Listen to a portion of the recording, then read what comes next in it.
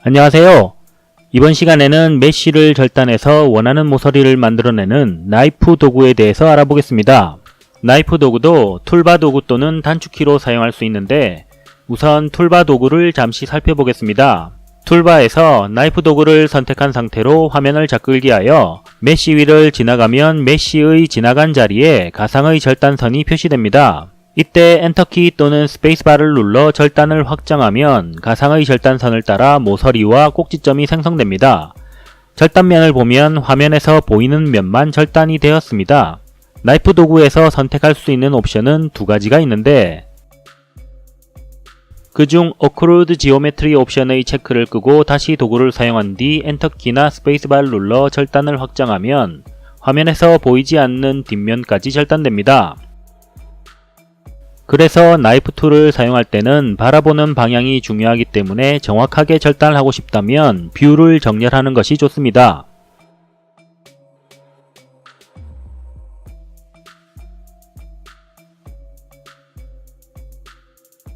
Only Selected 옵션은 글자 그대로 선택된 요소에만 절단을 실행하게 하는 옵션입니다. 보신 것처럼 선택되지 않은 요소는 절단되지 않습니다. 나이프 도구의 자세한 사항은 단축키를 사용할 때 알아보고 다음은 바이섹트 도구를 살펴보겠습니다.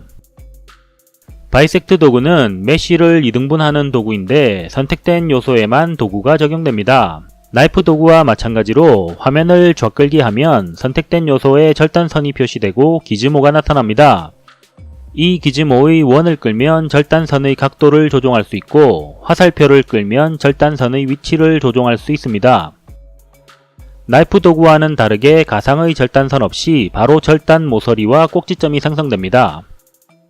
선택한 면에만 절단이 실행되었기 때문에 한쪽 면만 2등분되었는데 이번에는 전체를 선택하고 도구를 실행해 보겠습니다.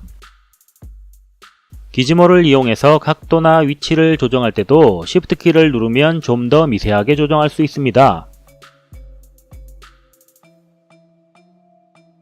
전체 요소를 선택하고 도구를 실행하였기 때문에 보이지 않았던 뒷면까지 메쉬를 완전히 2등분하였습니다. Clean Inner 옵션이나 Clean Outer 옵션의 체크 중 하나를 켜면 2등분된 메쉬의 절반은 지워버립니다.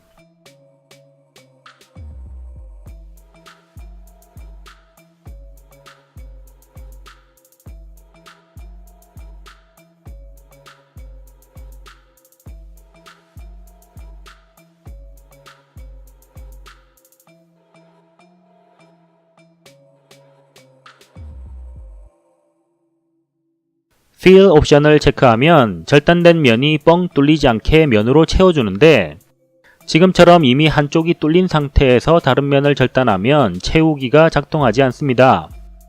모든 면이 닫힌 큐브에서 다시 도구를 사용해 보겠습니다.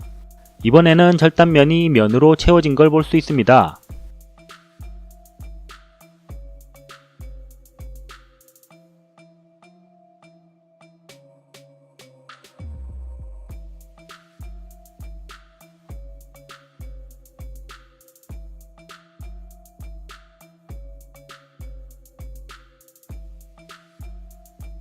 만약 클린 이너와 클린 아우터를 동시에 체크하고 도구를 실행하면 양쪽 메쉬 모두 지워지고 절단 모서리만 남게 됩니다. 여기서 다시 Fill 옵션을 켜고 도구를 실행하면 절단 모서리와 채워진 면만 남습니다.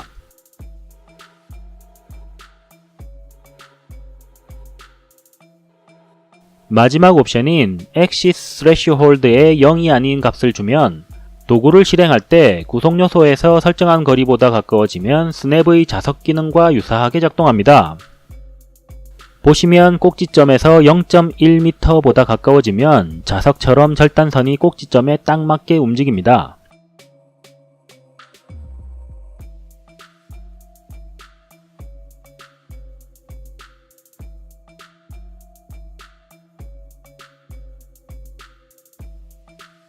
이제 단축키로 나이프 도구를 사용해 보겠습니다.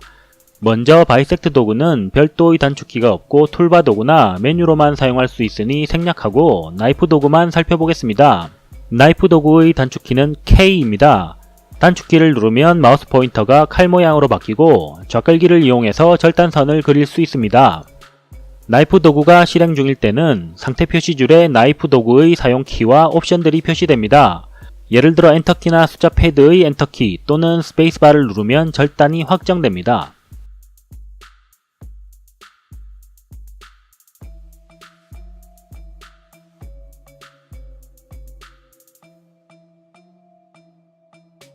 나이프 도구를 실행한 뒤 좌클기로 끌면 절단선이 계속 이어져서 그려집니다. 하지만 경우에 따라서는 한 줄을 그린 후 끊어서 다른 위치에서 다시 절단선을 그리고 싶을 때가 있는데 그때는 이 키를 누르면 됩니다. 물론 나이프 도구를 확정하고 다시 나이프 도구를 사용해도 되겠지만 이 키를 이용하면 확정되기 전에 여러 개의 절단선을 그릴 수 있습니다. 절단선을 그릴 때 컨트롤 키를 누르고 있으면 모서리의 중간 지점에 스냅이 잡힙니다. 꼭지점이나 면에 따로 스냅이 잡히지는 않고 모서리의 중간 지점에 스냅이 잡힙니다. 컨트롤 키를 누르지 않으면 마우스 포인터에서 가장 가까운 꼭지점, 모서리, 면 순서로 스냅이 잡힙니다.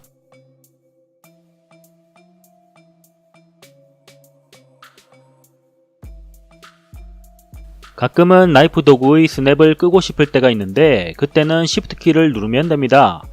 Shift 키를 누르고 있는 동안은 스냅이 비활성화됩니다.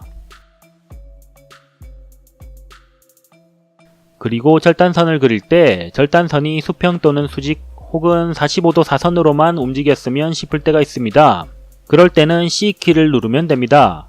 이것은 오브젝트를 기준으로 수직과 수평이 아니고 뷰를 기준으로 합니다. 그래서 오브젝트를 기준으로 할 때는 뷰를 정렬하는 것이 좋습니다.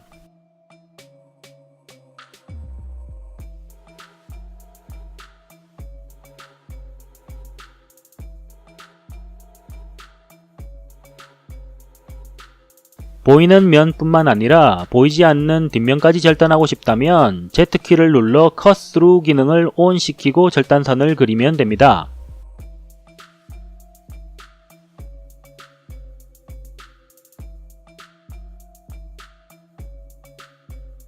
마지막으로 나이프 프로젝트 기능을 알아보고 마치겠습니다. 예제로 UV 스피어에 나이프 프로젝트 기능을 이용해서 글자를 새겨보겠습니다. 새 빌드에서는 텍스트 오브젝트가 기본적으로 면이 채워지지 않은 채 생성되는군요. 나이프 프로젝트의 사용 방법은 먼저 절단할 모양인 텍스트 오브젝트를 선택한 뒤 절단될 오브젝트인 UV 스피어를 Shift 좌클릭으로 추가 선택합니다. 그 뒤 탭 키를 눌러 에디트 모드로 전환합니다. 그리고 헤더의 메쉬 메뉴에서 나이프 프로젝트 항목을 선택하면 기능이 실행됩니다. 뷰를 돌려보면 UV 스피어 위에 텍스트 오브젝트의 모양으로 절단된 것을 확인할 수 있습니다. 이것은 기능이 실행될 때 뷰의 방향에 따라 절단되는 위치가 달라지므로 정확한 절단을 위해서는 뷰를 정렬하고 기능을 실행하는 것이 좋습니다. 절단면을 돌출시켜보면 더 정확하게 볼 수 있습니다.